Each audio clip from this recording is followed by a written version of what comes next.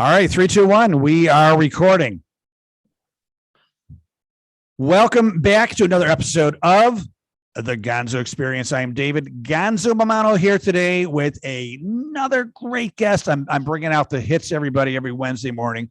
Just great guests. And I love when guests also happen to be my friends. And I have just a wonderful, these people that you haven't met face to face yet, but you become like instant friends.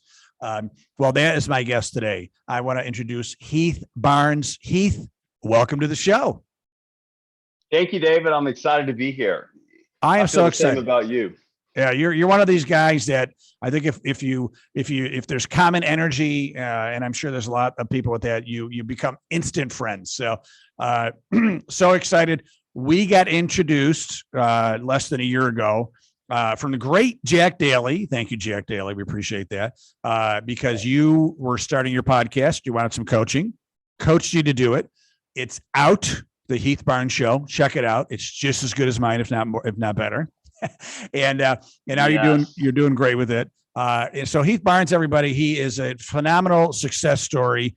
Has built himself from scratch. He's currently running his division of Cardinal Financial. He's a leader. He's an influencer, and he's and really what I like. One of the things I like about Heath the best is he's a lifelong learner. He's very successful in many areas of his life. He's got a wonderful wife of many years, great relationship. He's very successful in business, making, I'll say, very good income, but he still wants to learn and grow more. In fact, you may remember a few episodes ago, I had Renee Rodriguez on my show. And Renee was one of the best guests I ever had. And he introduced me to Renee because he's been through the program many times. That also led to Eric Mitchell, which was on 2 weeks ago. So thank you for all the great introductions and your inspiration for your success in your lifelong learning. Really, really appreciate that. Yeah, absolutely, David. I'm more than happy to introduce people to you because I know they're going to make a difference, just like you're making a difference by being on your show.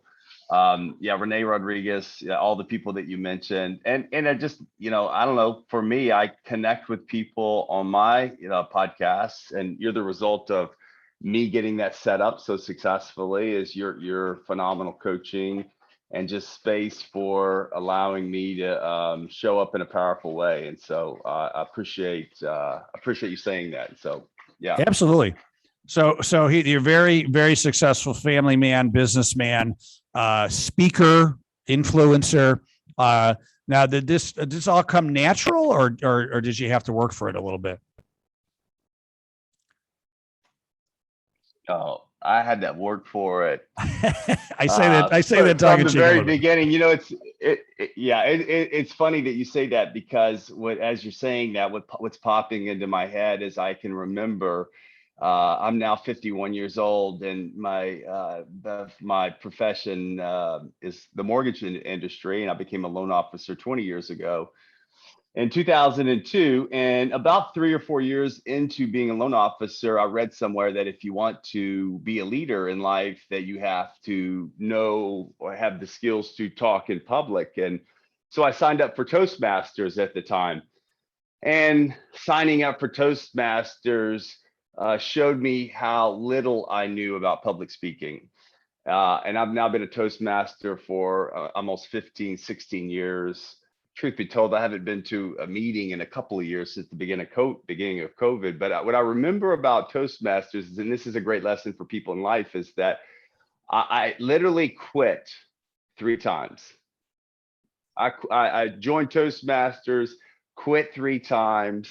And, it just was, what I learned about myself was how the nervousness came from my thought that people were judging what I was saying. And what I realized is the judgment of what you're saying is what causes that nervousness. And Renee Rodriguez has been helpful in working through that with me. So, one of the things I honored about you, David, is, how confident you show up on your podcast and when you speak. So, anyway, so I don't know if that helps, but yes, I've been working on it and continue to work on it, which is another reason I started the podcast. So you're pushing through to the next level with doing the podcast, right? Yeah, for sure. Funny story is I did Renee Rodriguez's amplified course back in April and asked him to be on the podcast. And it was a couple of months later, and we're on the podcast and literally on Zoom. He's watching me, I'm watching him. And I think we're probably 15 minutes into, maybe 20 minutes into the discussion. And I just felt that intense nervousness and ended the podcast. And Renee looked at me, he's like, "What happened?" I was like, Yeah. "I don't know, man." And so we recently redid the podcast again, but he's been very instrumental in helping me work through that, through some breathing exercises and just yeah. So All right. Well, yeah, let's go there a little bit. So I know you had mentioned it before too, that when you first, started getting into public speaking, you had, I think you called it anxiety attacks almost, right? Like you got really nervous, something took over.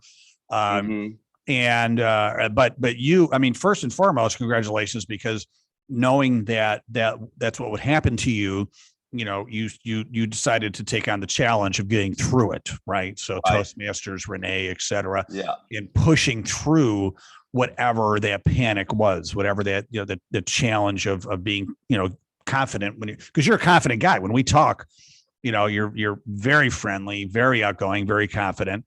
But for some reason before, when you were speaking, you were saying that you would get panicky, right? Almost like you just said on the podcast, some of those old feelings were coming back. Yeah. What? Yeah. What? Yeah. Why? Go ahead. Yep. Yeah, I was just gonna say, what happens is you go into your head, rather than, if you will, kind of dropping into your heart, meaning, you're coming from a place of, okay, creating value, right? And so that nervousness, what that taught me, and everyone gets nervous when they're gonna, well, I think everyone gets at least a little bit nervous, and it's that fear mechanism. And for me, it was almost as if my life was at risk, right? And that's not what's really going on. What was really happening is I wanted to make sure that I did a really good job. And when I really thought about what's the impact that I'm going to have and the people that are listening, and really focused on them rather than myself, that nervousness goes away. When you let go of how am I showing up? Are they going to like me? What are they going to think about me? Like, you let go of the judgment and just say, I'm just going to deliver what I know how to deliver to the people that are listening. It just naturally starts to go away. And whether you do a good job or bad job, like that is, no one's going to tell you anyways. Most people are just going to tell you great job no matter what. And so, yeah, anyone that's listening, I've made it a practice of those things in my life in which I think, okay, should I do that or should I not do that?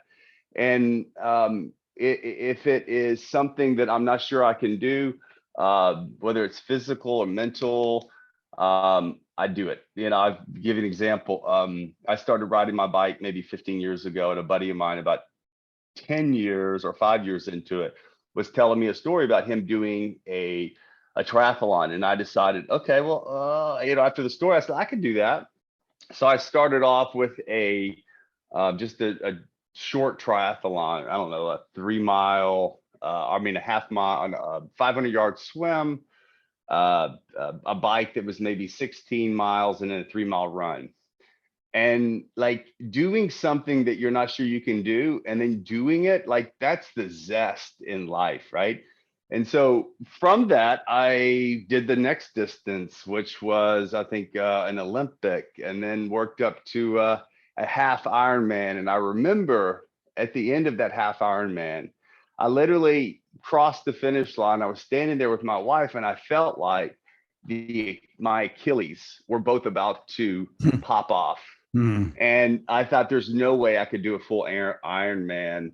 And the next day, I'm on the phone with my coach, and he's like, "Well, that means you got to sign up for one." Hmm. And so I went ahead and signed up for an Ironman. And that these physical activities really create confidence with yourself. And so I don't know what kind of physical activities people do that are listening, but whether it's testing yourself physically creates that confidence in you mentally by challenging yourself. So I continually challenge myself daily. So Yeah, no, that's some great advice. And obviously with the physical things you're doing, you do need some training and you get there and it's a step-by-step process, but a lot of it is mental as well, right? I mean, just you're like, there's no way I can do a half. And your coach was like, okay, let's sign up for the full. And you're like, oh, okay. Right. yeah, And then, right. speaking, right. I mean, it is like when you're talking to me now and you're very confident, very friendly.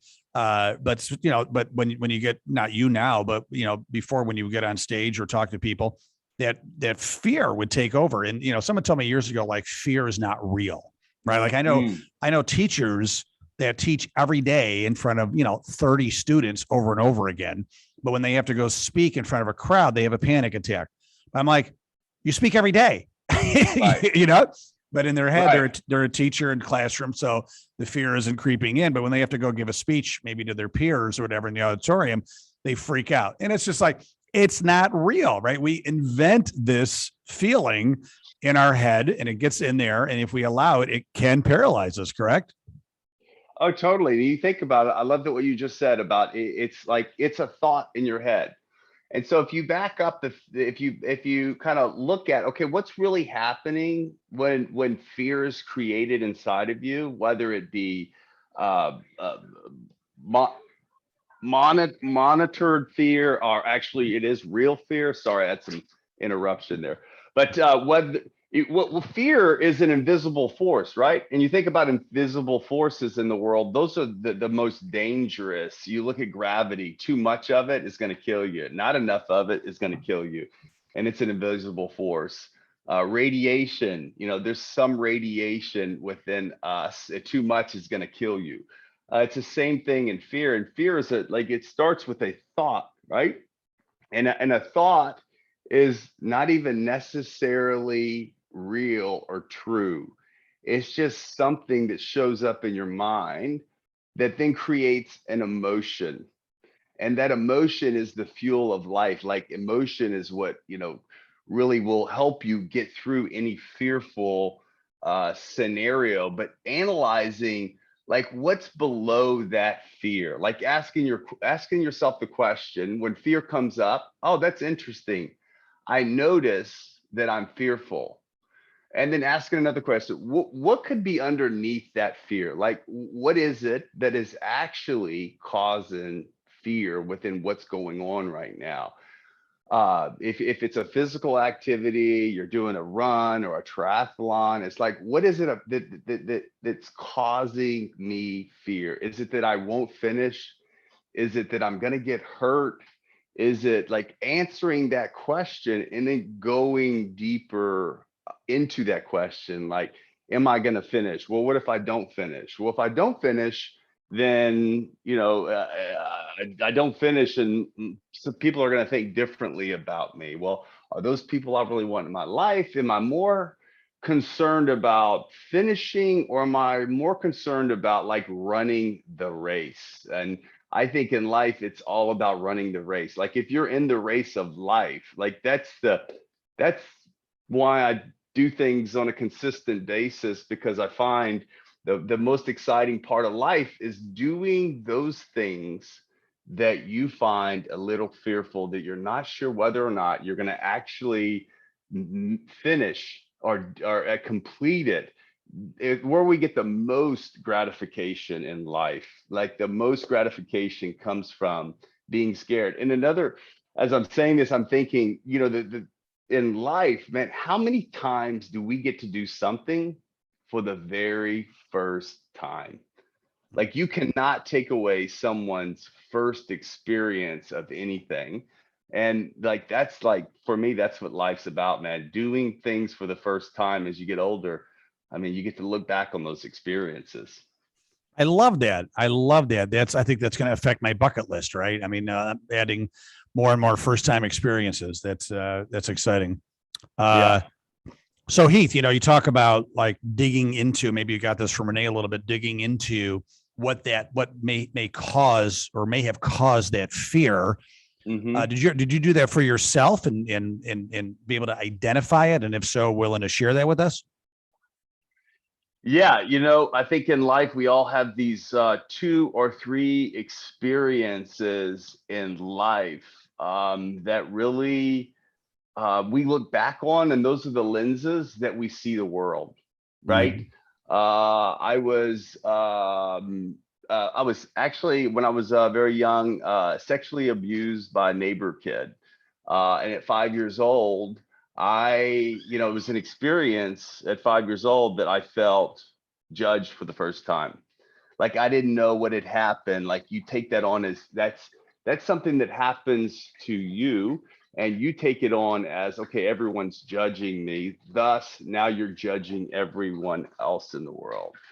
And some people look at those experiences as that's who you are as a person, right? There's it's crazy how much sexual abuse happens in the world, and the people that go through those experiences, they look at them and they think that's who they are as a person, and they hide them and they don't talk about them because of the way society looks at them. And that's an experience that happened to you. It's not who you are, but it's how you end up seeing the world. And so what I learned about myself is, as a result of that happening, I live, and I still do today, a majority of my life seeing other people as judging me because I felt judged. And so that's what created that intense emotion of, oh, what are people going to think about me? And a lot of people live their life in that way of thinking, what's the world going to think about me? And so, yeah, that's when I dug down deep and looked at it. It comes back to the two fundamental thoughts that all human beings have is, am I going to be good enough? Am I good enough? And if I'm good enough, are people going to love me? Like those are the fundamental, most fear goes back to, am I good enough? And if I'm not good enough, am I going to be loved? And so, yeah, that's what I learned about it. Well, I didn't know that, Heath. Thank you so much for sharing that, and it's been getting very vulnerable with us. Very, very much appreciate that, because that's some tough, shit to work through, Totally. and I would imagine a lot of people don't in a constructive way. Probably, Yeah. more in a destructive way instead. But you decided to work on it in pushing through some challenges that are going Yeah. to really make you face the music and realize that you are good enough, you are loved, Yeah. and damn it, you're not only good enough, you're pretty freaking amazing at it, right? Yeah. And so kind of bringing it to the other side. So that's absolutely Yeah. tremendous, and And, it's got to be a daily yeah. thing, I would imagine, right? Like constantly, like what can I do today to push myself to the next level? Mm. It's funny you say that because I practice something every day to try to be a little uncomfortable. And at my house, I've got a 19 cubic foot freezer that's full of 50-degree water.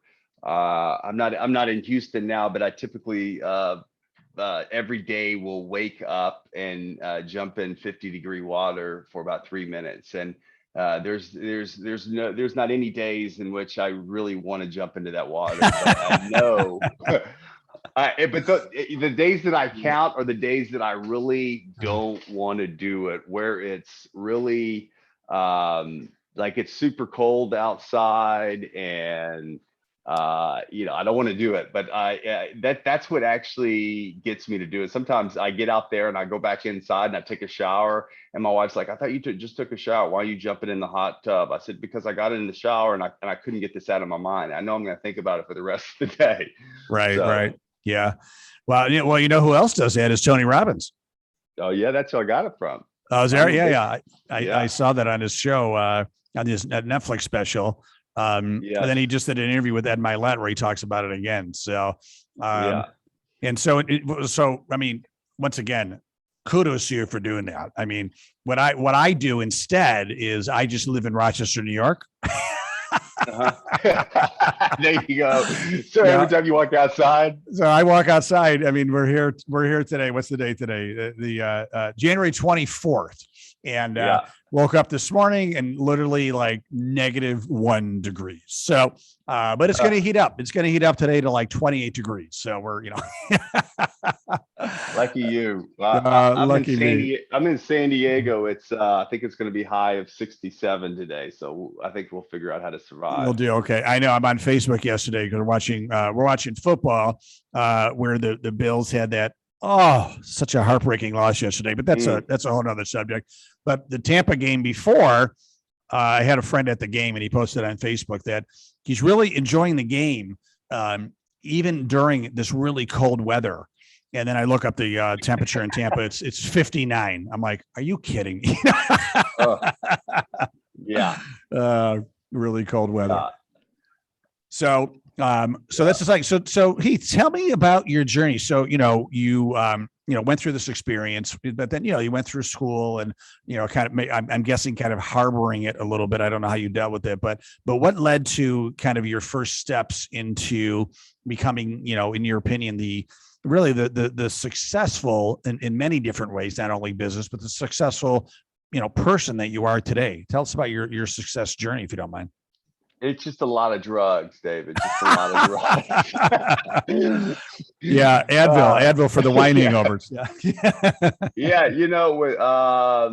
I don't know what came from, whether or not it comes from that experience, at 5 years old, and then my parents divorced when I was 10 years old, and and during the divorce, they didn't really tell me, my brother and I, that they were getting a divorce. They just said they were moving mom closer to town, but closer to her job, and so um, from a very early age, I could remember like the desire to make money, and the desire to work and get better, and over time, it's just I've just learned through those experiences and through many people in my life to do some self-reflection, meaning doing extra, like Tony Robbins. I'm a fan of Tony Robbins. I've done a lot of his stuff, and I'm currently doing a leadership program called Hardcore Leadership,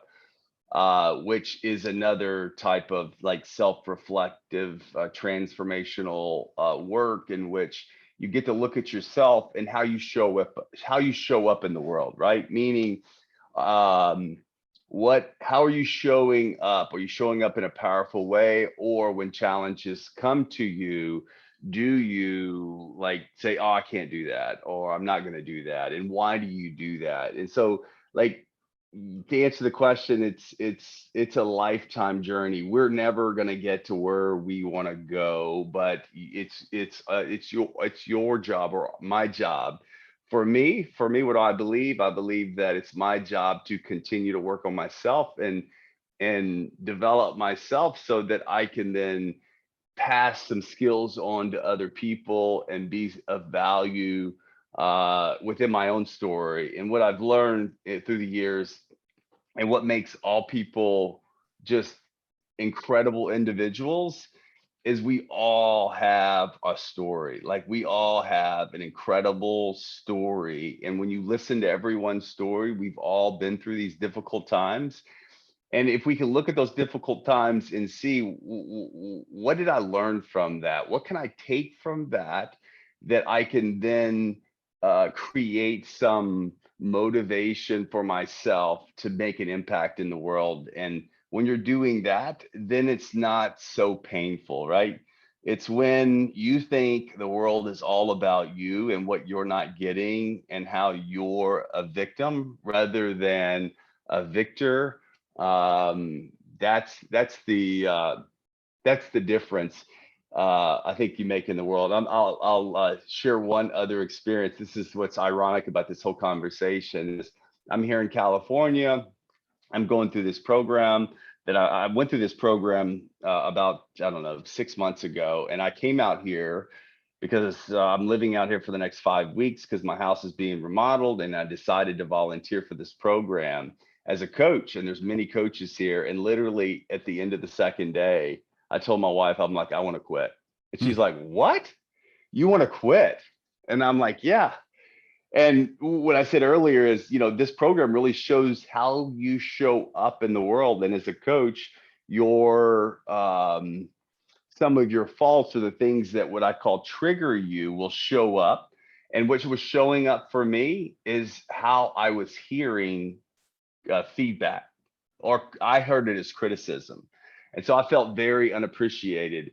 And what I really learned was back to my childhood is like that's how I hear people as criticism. And probably one thing that drives me is the need to be accepted. But I was able to then shift the way I was hearing the people, because all information is neutral. We decide like whether it's criticism or they're trying to help me. So yeah, so when that resistance came up, or that feeling of, why is that person talking to me like that, just I was able to make a shift by having a few conversations with a few people. So yeah, So you didn't quit. I didn't quit, no, but I wanted to, man. Your Yeah, wife, your wife set you my wife. straight. Yeah, she got me straight. She reminded me while I was there, it wasn't about me, and it was about That's the good. people that were with. So That's good. Good for her. All right. She keeps you yeah, in line. I like it very much. yeah, just like your wife, right? Absolutely. Absolutely. 24/7. Yeah. I love my wife. I always tell people, if she ever left me, I'd have to pack my bags and go with her, because there's no Right. way I can do this alone. Well, you tell me some very great jokes too about that. So I don't know if I can tell them on this podcast, but they're I use them all the time now. So Yeah. anybody wants to hear some of Heath's rated R jokes that are really end up being PG-13, throw me an email and I'll tell them to you. Right. Yeah. Now, Heath, I also remember you telling me, like, if you guys, like, go find Heath on Facebook or LinkedIn or whatever, you'll see, he said he's 51. He looks like he's 39, very young looking, thin. But you said that kind of worked against you a little bit, Heath, when you were young, right? Because I believe you said when you were 15, you looked like you were 9 or something like that, right? Totally. I tell everyone I didn't go through puberty until I was 28 or 29 years old. Literally, that's what it felt like, because being in high school, I was this tall, skinny guy. And as a tall, skinny guy, I ended up being the one that got picked on, and really felt like most people, I realized later in life that most people feel like this. I had to feel like I really had a tough time making friends.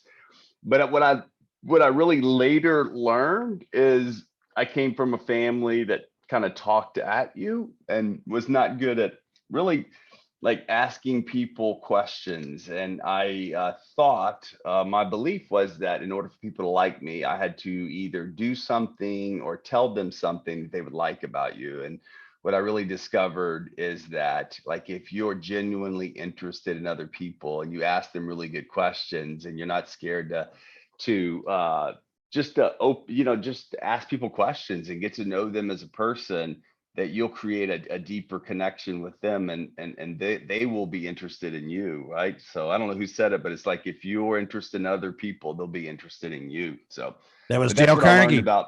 Dale Carnegie, baby. Yeah, yeah, How to Win Friends and Influence People. One of my yeah. my favorite books, and I took the course so many times, and I was a graduate assistant, so I know that quote well. It's one of the best. Well, that the guy I was talking to you earlier about before we got on the podcast, Kevin Knebel, Yep. is a guy that I was telling you that you might think about having him on your show. Like, that's the basis for a lot of the things that he talks about, is how to win friends and influence people, and know, like, and trust. So yeah. Yeah, I love it. Well, Heath, really, really appreciate you being on the show. So helpful, and thanks for going deep with us and getting vulnerable. I truly, truly appreciate it. You're a total inspiration. I mean, you come from a lot. I'm going to say adversity, right? As a kid, and just moving through that phase of life with the divorce, et cetera. What happened to you, and Mhm. being 17, but looking 12. you, Yeah. you were in the ring with Rocky growing up, but you really, instead of being a victim, as you said, you decided to move forward with challenging yourself to be the best person that you can be in all different areas. And you're doing it, and you continue to get better and better. So I'm glad that Jack Daly put you in my life. I'm glad that we're friends, and I know that we're going to meet. We're going to meet in 2022 in some way, shape, or form. And I know that you're joining my new business community, Utopia Network. So appreciate that as well. You were the first. I'm putting this on record here. Heath, you were the first person to join, to say yes. So when we're a global community of thousands and thousands of members, having Woodstock-like business festivals and conferences, you can say that I was the first one to believe in Dave. So thank you for that, sir. That's it. Yeah, which is another thing I practice, which is when you're in the moment, go ahead and say yes before your mind talks you out of it. So I appreciate the invitation. I appreciate being a part of the group. What I've known so far, man, I'm really excited for our first meeting to meet everyone and see how I can contribute and be a part of the group. I appreciate that. Well, you and the others that have joined so far, I'm so honored because I'm selling it before I've built it. Like, it's an idea, right? It's an idea that we're going to do, and we're going to launch it soon.